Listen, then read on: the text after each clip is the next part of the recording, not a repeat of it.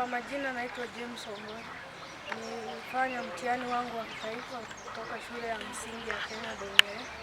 Nilizoa alama 283. Nikapata scholarship ambayo inaitwa elimu, lakini sikufanikiwa. Naomba tu wasamaria wema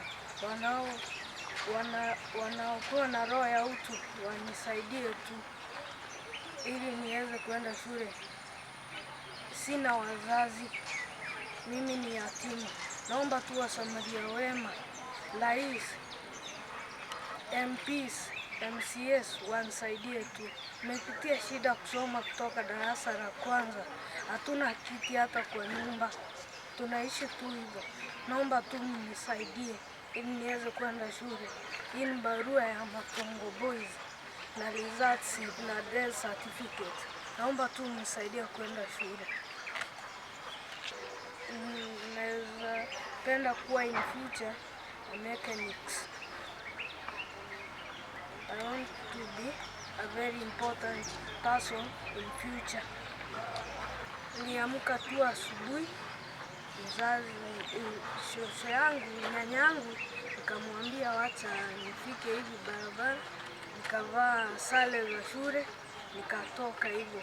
Nimetembea mguu kutoka nyumbani mpaka hapa hivi. Nimeulizia nimefika hapa hivi.